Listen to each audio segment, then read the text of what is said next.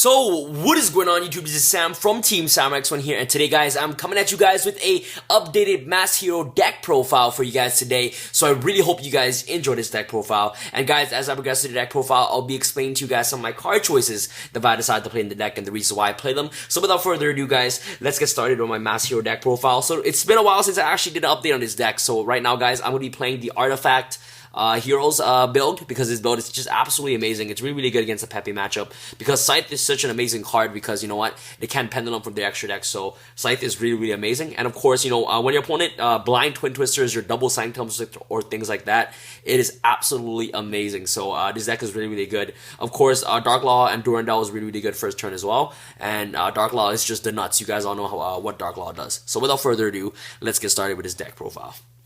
Starting with the monsters, of course, you play double Artifact Scythe. This card is phenomenal. You guys all know what it does. 2200 attack and, of course, 900 defense. And when he special summons to the side of the field, he's able to activate the effect where your opponent cannot special summon monsters from the extra deck, which is really good against the Pepe matchup. So one Artifact Scythe is really good. So double Scythe, one more attack, and of course one Yugioh. This card is really good. Yugioh basically pops your back row, and of course more attack is probably the best Artifact in the game, but you know what, it's too good that's why it's at 1. So you have to play, of course, the one more attack. Really good. You can do combo plays with, of course, Oasis of the Dragon Souls during your opponent's end phase, bringing back pop-up card, so it's really good for that purpose. But other than that, this deck is more of a Scythe control deck, where you know you're able to go Dark Law Scythe on your opponent's turn, so they can utilize your extra deck, which is really good. So that's pretty much it for Artifact engine of the deck.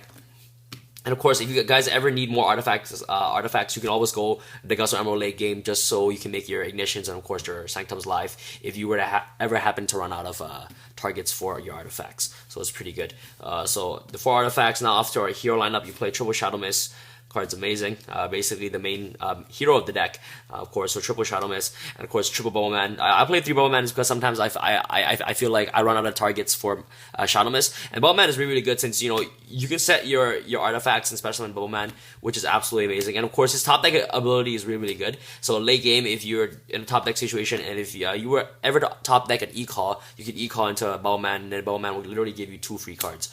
So Bowman is absolutely amazing for that purpose.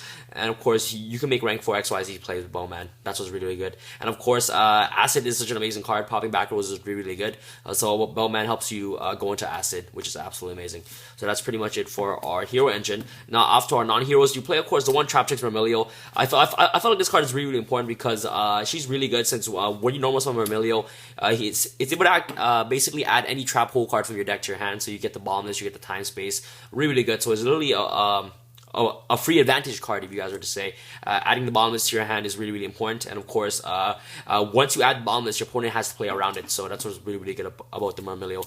And of course it helps you go into what's it called, Wrath, and Wrath won't be affected by trap cards, because if you use her as material, Wrath has the effect where it's unaffected by your opponent's trap card, so it's really good. So one Vermilio is really great for that purpose. Next you play the double Summoner Monk. Summoner Monk is absolutely amazing. You always want to see Summoner Monk in your hand as much as possible. So basically, if you open up Summoner Monk, it's really good since Summoner Monk helps you tutor out into Shadow Mist, and he helps you get rid of your dead hero lives in your hand. So that's what I really love about the Summoner Monk. Amazing. And last but not least, play the one Goblinberg. Goblinberg, same purpose as Summoner Monk. You want to ditch out your Shadow Mist as much as possible, so it's really good. And Goblinberg helps you go into rank 4 XYZ plays. That's what I like about Goblinberg. And of course guys, it's a warrior, so you can search it off with Reinforcement of the Army.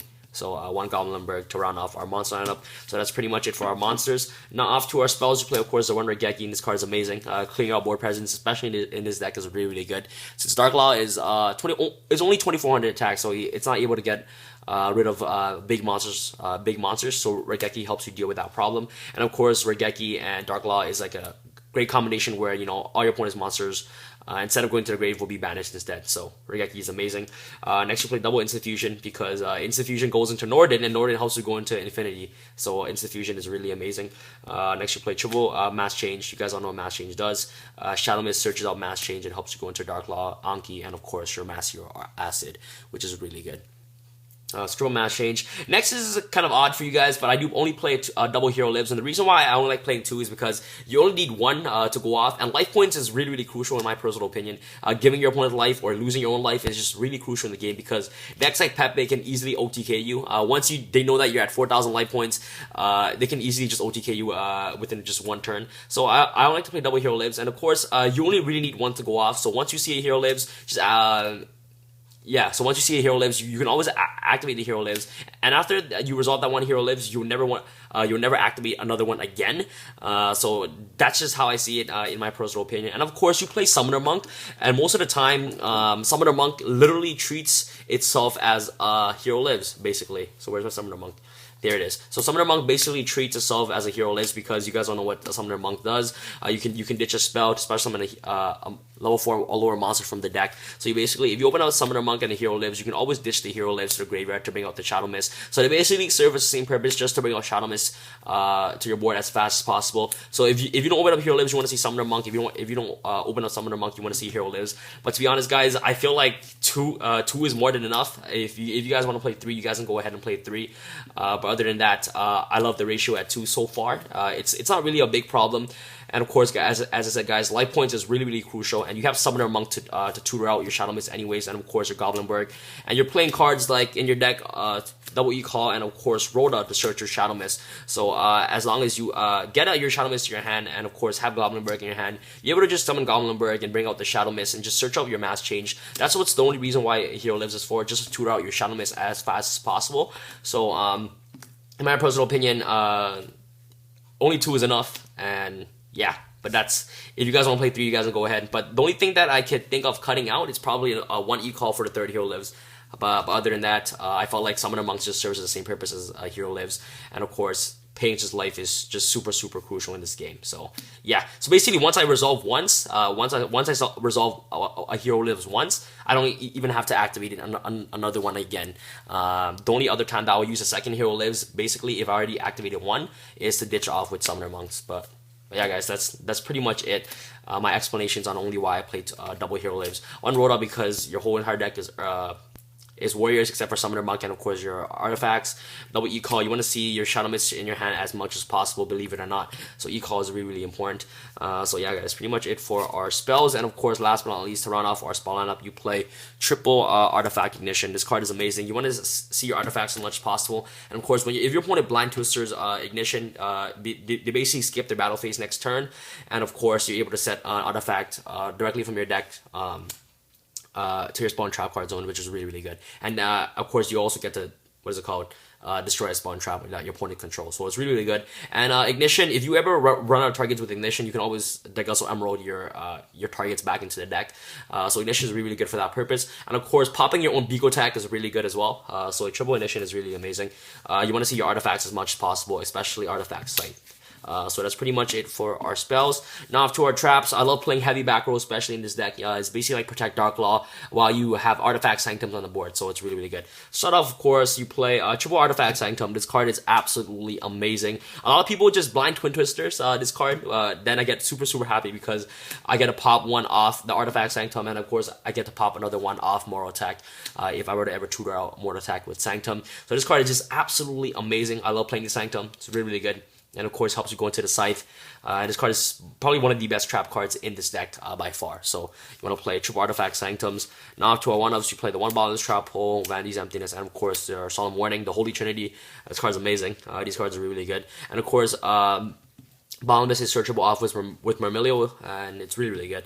And of course, next you play double Time Space Trap Hole. This card's amazing. You go into a Wrath, you go... so if you open up with Myrmilio, so you open up Myrmilio and you open up Bubble Man, you're able to just go into Myrmilio, search up, what is it called? The Bottomless Trap Hole. Search up the Bottomless Trap Hole, set all your back rows, especially Bubble Man, go into Rafflesia, and then you basically have a Bottomless and basically a Time Space Trap Hole set, because you can activate Wrath on your opponent's turn if they were ever to Pendulum Summon or banish their ships for Cosmos. So Time Space is really, really good for that purpose. I like playing double Mirror Force. Mirror Force is phenomenal, especially in this deck. I felt like Mirror Force is best utilized in this deck because Dark Law is such an amazing card, and you can always banish all your opponent's monsters because Dark Law basically treats his cards as a massive deep prison. So Mirror Force is amazing. Next you play, of course, double Oasis Dragon Souls. I don't want to die to Farm Girl, and this card is really good. And of course, it's really good because it can revive back a Myrmilio. Myrmilio at that point can pop your opponent's back row. So Oasis is really good for that purpose. And of course, once you mass change off the Oasis Dragon Souls, this card will leave the field, so you don't have dead spawn trap cards on your side of the field. So yeah, so it's really good. It can always revive back your artifacts at your opponent's end phase and things like that to pop stuff. So Oasis is really good for that purpose. So yeah, so you only play double Oasis Dragon Souls. And last but not least, I played double Grand Horn of Heaven to run off our trap lineup. I love playing heavy back row in this deck. Grand Horn of Heaven is absolutely amazing in this deck because Dark Law basically nukes the card from your opponent's hand once they draw off the Grand Horn, and of course it skips to their battle phase, which Grand Horn of Heaven is really, really good for. So yeah, so and if there were ever special men on the main phase and you Grand Horn of Heaven while you have Dark Law on the field, they skip to end phase, and of course your Dark Law will move a card out of your opponent's hand. So Grand Horn of Heaven is really, really amazing for that purpose. So that's pretty much it for our traps. I do play a 42 card deck. If you guys can tell me what cards to cut out, you guys can definitely leave it down in the comment section below. But other than that, I've been testing out this deck a lot, and I felt like 42 card deck isn't really a problem at all, but that's just my personal opinion. But if you guys are, have a pet peeve of only playing straight 40 card deck, you guys can definitely take out 2 cards in the deck. The card that I would recommend taking out is maybe one Ignition. You guys can take out one Ignition if you guys want, and of course a Myrmilio. But other than that, I wouldn't take out anything in the deck. So yeah, guys. So now off to our side deck real quick. Side deck, of course, you play Triple Maxi. Since I don't mean maxis at all. One aside triple maxi, especially against the Pepe matchup. Really, really good. One Thunder King Ryo, absolute blowout against the Pepe matchup. One side blocker. One Prisma. Prisma is really good because it's able to dump the Cyber Dragon to the grave, and you're able to go into Chimera Tech, which is really, really good. And of course, Prisma is searchable off Econ and Rhoda, so it's really, really accessible in this deck by just swooping out your opponent's Cosmo board. So Prisma is really good. You play the one Chimera Tech Force Dragon, really good. One Abyss Dweller. Abyss Dweller I don't main in the extra deck because I felt like the only good matchup against that this deck has, of course, against Cosmo. But other than that, if I'm placing against Cosmo or Pepe, I would definitely side this deck in. The extra deck space is super, super tight. But other than that, I'd recommend signing up the Abyss Dweller. If you guys were able to find space in the main deck, you guys can main the Abyss Dweller. So one Abyss Dweller, double Anti-Spell Fragrance against the Pepe matchup, one Mirror Force, double Imperial Iron Wall because Cosmo is your worst matchup. Really good. And last but not least, you play the double Twin Twister in the side deck. So that's pretty much it for our side deck, guys. The side deck is always up to personal preference, depending on what you guys want to play. But other than that, this is just an overview of the side deck on some of the cards that you guys may consider playing. But other than that, side deck is always up to personal preference. So now off to the extra deck, you play, of course, double Dark Law, really amazing. One Mass Hero Acid, one Anki, one Norden. Next you play, of course, the one Infinity, really good. You can easily make Infinity in this deck, but because of Norden makes this deck Infinity accessible, so it's really good. So one Infinity, one Nova, one Diamond, one Tellarknight, Ptolemy, of course, one Durandal. Durandal Dark Law first turn is amazing.